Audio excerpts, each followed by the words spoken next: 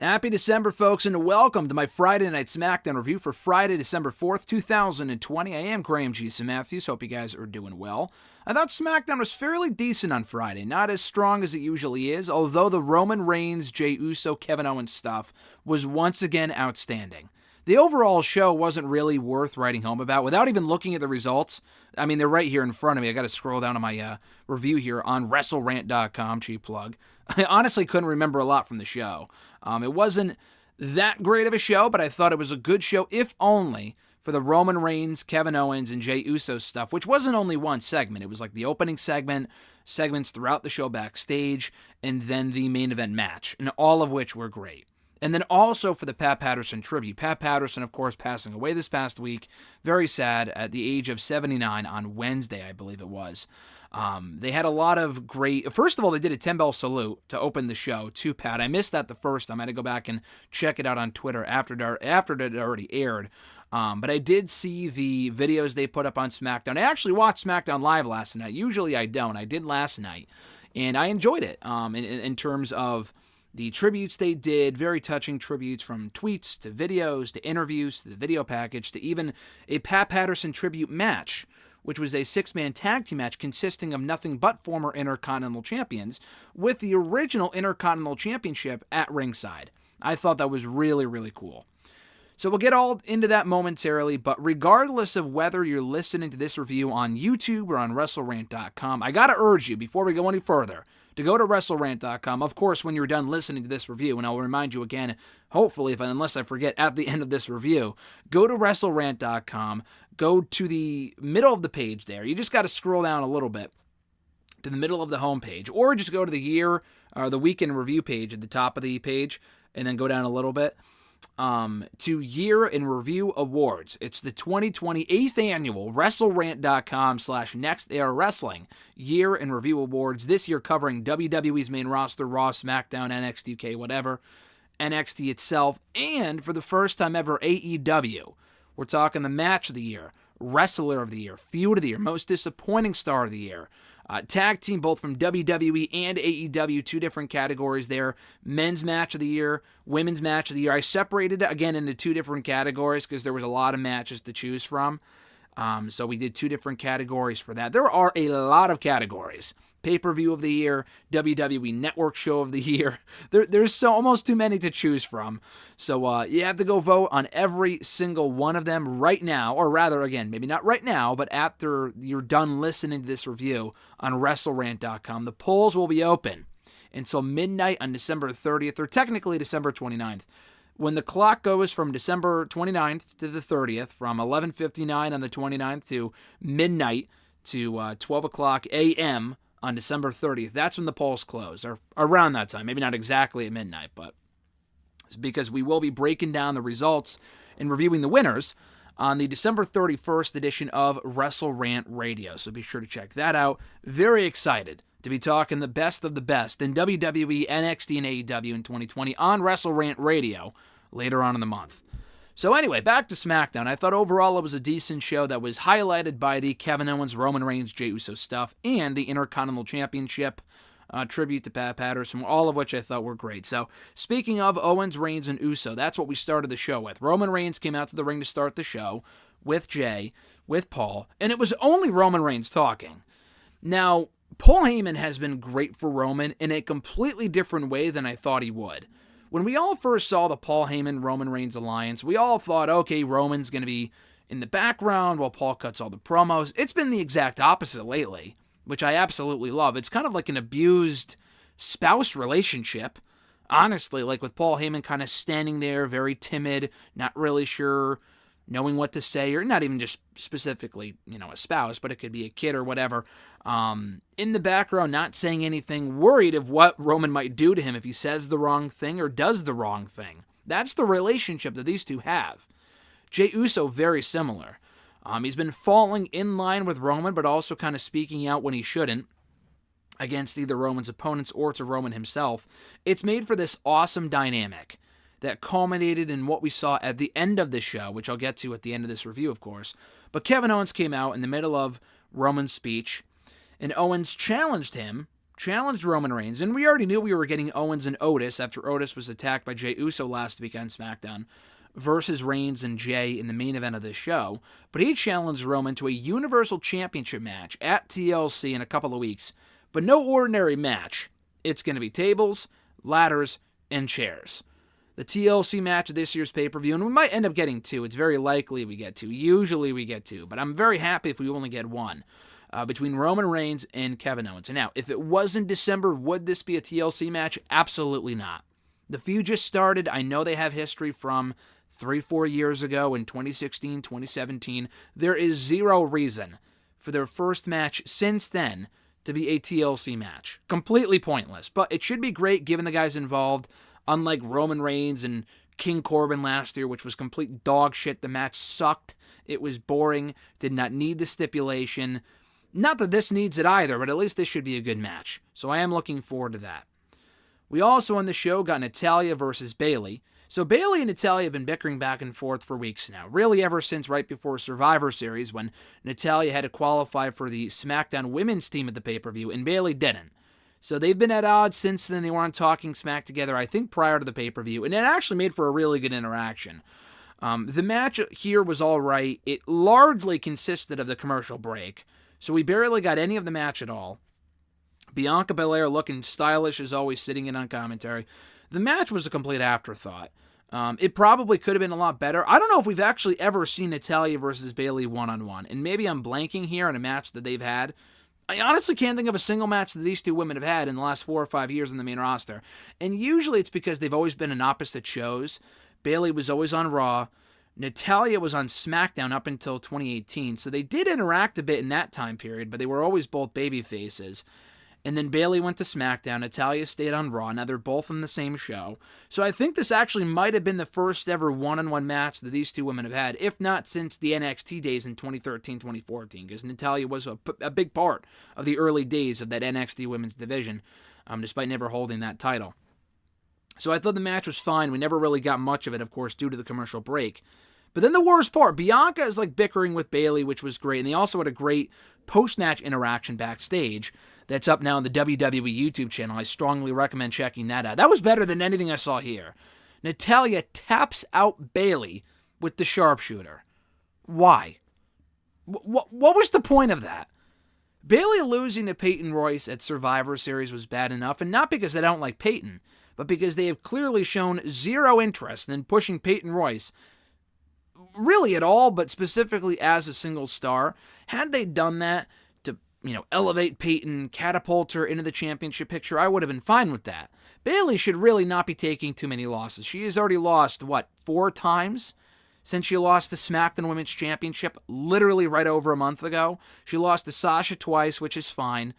She lost at Survivor Series to Peyton Royce, and she lost again here to Natalya via a fucking tap out, via submission. That should not be happening.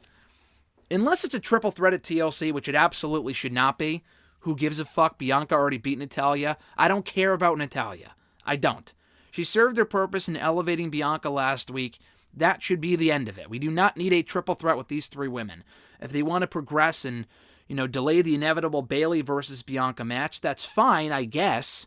But I think the real pay-per-view match here is Bianca versus Bayley. So I thought Bayley tapping out was incredibly dumb.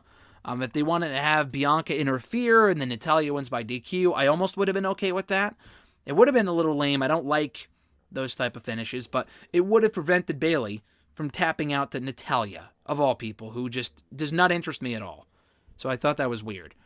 Like I said, we got a lot of Pat Patterson tribute videos throughout the show, the 10-bell salute at the beginning of the show, various video packages, tweets shown from several superstars, The Rock, Sami Zayn, Triple H, Shane McMahon, among many, many other people. So they did a tribute match to Pat Patterson, like I said earlier, a 6-man tag team match consisting of nothing but former Intercontinental Champions. It saw Daniel Bryan, Rey Mysterio, and Big E knock off the trio of the current Intercontinental Champion, Sami Zayn. And I know Pat Patterson meant a lot to Sami. He was actually out there, and they showed the picture here on SmackDown, along with Sami Zayn's tweet, that Pat Patterson was out there when Sami Zayn won the NXT Championship 6 years ago this month. You see the entire NXT locker room out there. And then fucking Pat Patterson ran out there with the rest of the superstars. I mean, how funny is that? It's just amazing. So I thought that was really cool. It was Sami Zayn, Dolph Ziggler, and Shinsuke Nakamura on the heel team. The baby faces, Bryan, Mysterio, and Big E went over after a very good match. It was a great match, got a ton of time, a lot of great wrestling here, very action-packed. No, not a dull moment from start to finish. They kept it consistent and entertaining from start to finish. A very, very fun match. So Bryan tapped out Sami, which I thought we were done with that. I thought with Sami beating Bryan via countout last week, Bryan was moving on to Roman Reigns and Jey Uso. Jey Uso attacked Daniel Bryan backstage last week.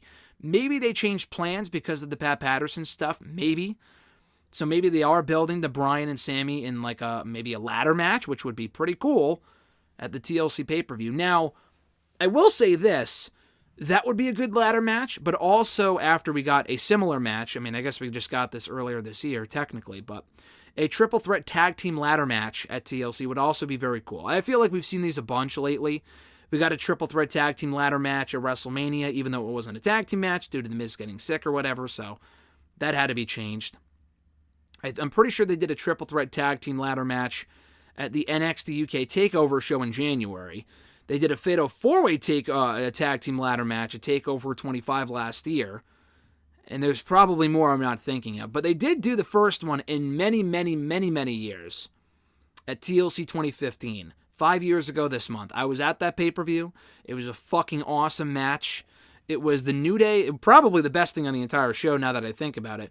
It was the Usos, the Lucha Dragons, and the New Day, who were the then tag team champions, in a triple threat ladder match. It reminded me of the tag team ladder match from Armageddon in, 2005? I think it was London and Kendrick, Dave Taylor and William Regal, and then who else was in that match? I don't remember. Maybe Deuce and Domino? Or maybe it was TLC or Armageddon 2006. I don't remember, but it was a great fucking match. And I love that TLC 2015 ladder match. We might get something similar based off what we saw on the show with the Street Profits. Cesaro and Shinsuke Cesaro finally resurfacing. He was on the stage for the Pat Patterson stuff, but he was actually in the backstage segment with the Street Profits, as well as Robert Roode. So it looks like we might be getting the Profits versus New Day and Ziggler versus Cesaro and Nakamura. Now, in reality, it really should just be Ziggler and Roode versus New Day. Unless it's Roode and Ziggler versus Cesaro and Nakamura in a number one contenders match, maybe.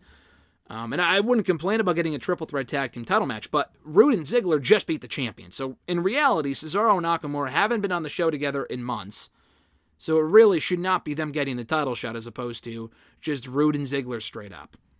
So anyway, Bryan tapped out Sami. It looks like we are getting Bryan and Sami at the pay-per-view for the Intercontinental Championship, as well as the Profits versus either both Shinsuke Nakamura and Cesaro and Roode and Ziggler, or just one of the two teams. So we also found out the SmackDown Women's Championship match at the pay-per-view. It's going to see Sasha Banks take on, obviously, Carmella. They had a side-by-side interview here, and they said, they're in separate rooms, blah, blah, blah. Honestly, I think they might have been in the same room. They were both sitting in the same chair. So unless they taped this at two different times, or they were just in the same room, just sitting across from each other, looking into the camera as opposed to each other, I feel like it must have been the same room because they were sitting in the exact same chair with two different backgrounds. So anyway, I thought this was decent. Carmella's explanation, I'm glad we got an explanation promo from her, explaining why she became the Carmella we're now seeing. She basically said, and she reiterated this on Talking Smack, and that review should also be up soon enough here on the channel, that, Sasha had to work for her goal of getting to WWE, winning a championship. And she's been champion, 5 or 6 times now? I think this is her 6th singles title reign in WWE. But Carmella's one championship reign was longer than all of Sasha's reigns combined, which I'm pretty sure is accurate, and that's pretty sad. Carmella did have a pretty lengthy run as the SmackDown Women's Champion from early, August or April, right after WrestleMania 34, up until SummerSlam in 2018. So she did have a pretty lengthy reign as champion. She beat Charlotte twice, she beat Asuka twice. I don't think she ever beat Becky one-on-one. I think actually Becky beat her. But anyway, so she talked about that here and how listening to the people never did her any favors and all this other shit, and how all it took was for her a phone call, kind of like the Baron Corbin promo from many years ago, where Corbin was like, oh, I was in the NFL, I was playing football, and all it took for me was one phone call to get here. And I remember Samoa Joe saying in response to that, because they were feuding at the time, Samoa Joe said, they called me, Baron. They called me. I didn't call here, they called me, which I thought was a great line. So anyway, that was the whole story of the feud here, what Carmella had to say. I thought Sasha's response was better, but overall I thought this was a good segment and set the stage nicely for the SmackDown Women's Championship match at the pay-per-view. And as of right now, it doesn't have a stipulation, nor should it. I mean, I know Carmella's attacked Sasha a bunch, but there's no real need for that to have like a ladder match stipulation or a tables match. I would say leave the tables match to, and I don't really give a fuck about the match, but Asuka and Lana versus Shayna and Nia was also made official on Friday, not during SmackDown, but earlier on in the day on Twitter, social media. WWE Women's Tag Team title match. That should be a tables match. Lana going through a table for fucking 9 weeks in a row, it would make sense for that to be a tables match. This does not really need a stipulation. Maybe build to one after Sasha beats Carmella, and she should. So I think that would make sense. At any rate, King Corbin versus Murphy on the show in a rematch from last week. So Murphy essentially cheated. Not even essentially. He cheated to beat King Corbin last week. The Mysterios helped him out a lot. They put Murphy's, I think, either foot on the rope or they pushed Corbin's foot off the rope. I forgot exactly what happened, but they cheated to beat him. I fucking hate the whole Murphy Mysterio family bullshit. I'm glad that Rollins isn't involved anymore. Rollins is taking the time off. He's not on the show currently. But why does Murphy... the Aaliyah Mysterio Murphy shit is fucking terrible. I thought there might have been an endgame. Clearly there wasn't. The endgame was Aaliyah ending up with Murphy, which to me is still weird. And it also doesn't help Murphy at all. I think Murphy can be a real breakout babyface, but having the Mysterios in his corner is not going to do him or the Mysterios any favors. Rey is cleared, apparently. He's been wrestling for weeks. He should be focusing on his own shit. And actually, I mean, I know he wrestled in the 6-man tag team match earlier.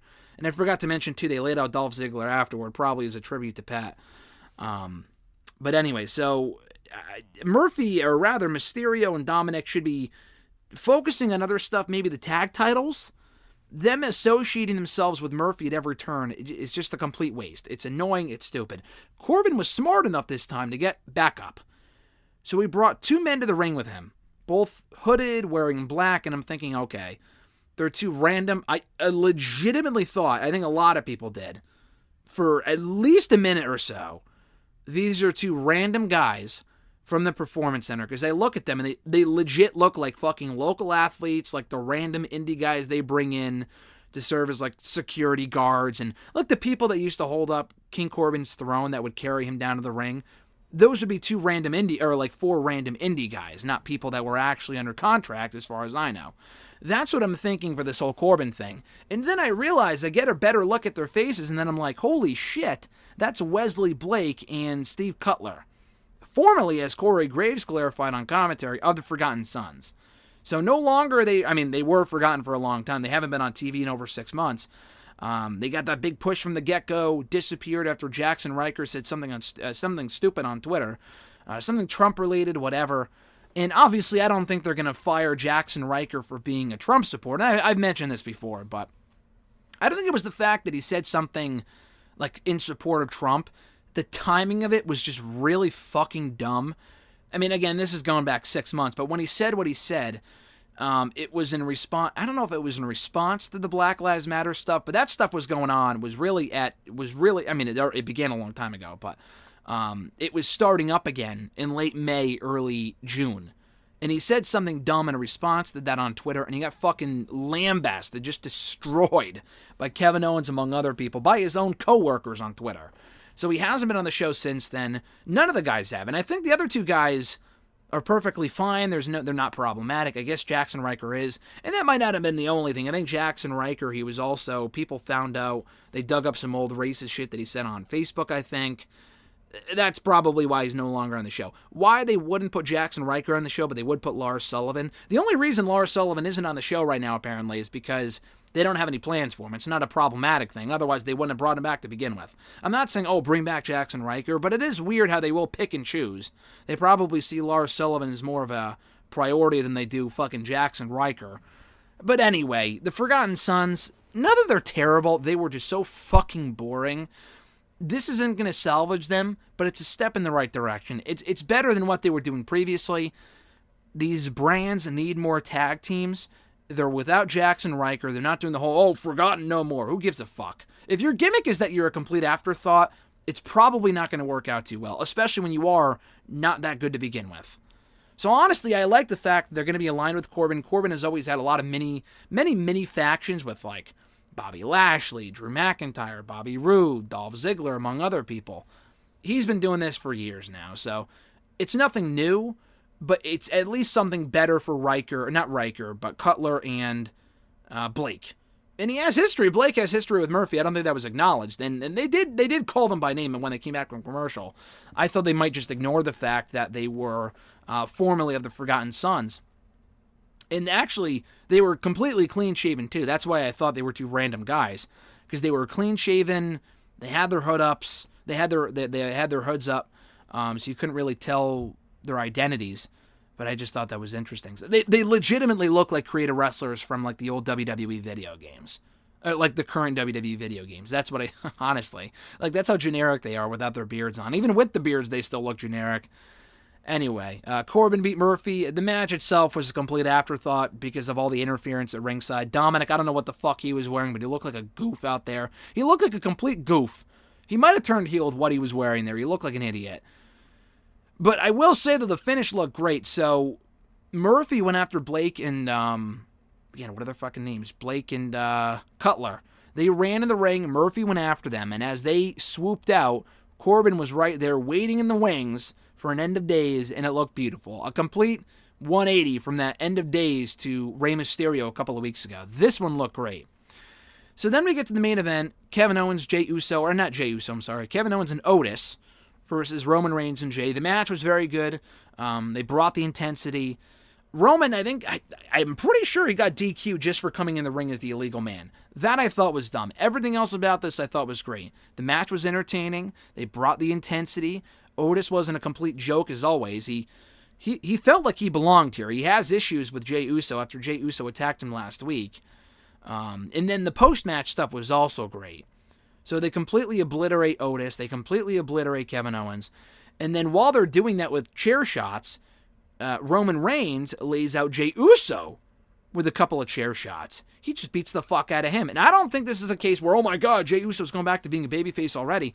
No, not at all. I think it's a case of that's the relationship. He'll just abuse Jey and abuse Jey and abuse Jey, and Jey will just go back to him. Because he knows if he rebels back against Roman, then his spot on the table or whatever, his family's spot in that whole Samoan dynasty family, is going to be in jeopardy. So I love the storytelling here. They're telling a great triangle story with Owens, Reigns, and Jey. We weren't really sure last week what the TLC match would be. Would it be Bryan, Owens, and Reigns, or just Owens and Reigns, or just Bryan and Reigns? I'm glad it's just Reigns and Owens. You can always do a triple threat for like the final SmackDown of the year, or early 2020, before we get Bryan and Roman inevitably at the Royal Rumble. The long-term storytelling there is great, but I'm not even sure if that was done by design. I have a feeling that they were going to do either a triple threat or do Bryan and Jey, because they are 2 wins apiece, and do Bryan and Jey at TLC because of what Bryan had. I don't think at any words for what Jey Uso did last week. I think they changed course because of the Pat Patterson stuff. They wanted to do that Intercontinental Championship showcase. And I think I mentioned this, but the original Intercontinental Championship was a ringside. That was really cool. So they just changed course. They had Bryan beat Sami in the 6-man. So then they set up a rematch between those two for the pay-per-view. I think that's okay. Honestly, that might be better. So, yeah, I thought it was a good show, if only for the Owens, Reigns, and Jey stuff. And then the Pat Patterson stuff, which was a majority of the show, which is why I call it a good show. Corbin and Murphy, I don't really give a shit about. We did get the return of the Forgotten Sons for whatever the fuck that's worth. The Sasha and Carmella stuff was solid. Natalya, Bayley the match was whatever, but Natalya beating Bayley was completely questionable. But overall, I thought it was a pretty good show. So thank you guys, as always, for checking out my audio reviews of Friday Night SmackDown. Be sure to Like the video if you're listening on YouTube, drop a comment, share the video, and subscribe for more daily content. Hit that bell button to be notified every time a new video goes up, including my Talking Smack reviews. If that's not up already along with this video, it should be very soon. I'm pretty sure they go up simultaneously now because it doesn't take me too long to do Talking Smack reviews. So usually when that goes up, and I don't post that until after I put this up, so they kind of go up at the same time. But yeah, one more time, guys, cheap plug, go to WrestleRant.com and vote. Vote. A lot like you did if you live here in the States in the 2020 election. This isn't quite as important, but it still is important. The 2020 WWE/NXT/AEW Year in Review Awards. Vote in every category. You can't see the results, but they will be reviewed in a couple of weeks on the December 31st, the New Year's Eve edition of WrestleRant Radio. Have a great weekend, guys. Enjoy the month of December. It's snowing outside right now for me, so hopefully it dies down. I like the snow, but as long as it's warm and I have power, then I'm not complaining. But if I don't have power, I get very frustrated. So, at any rate, guys, enjoy the weekend. I'm Graham G. Matthews, and I'll catch your ass down the road.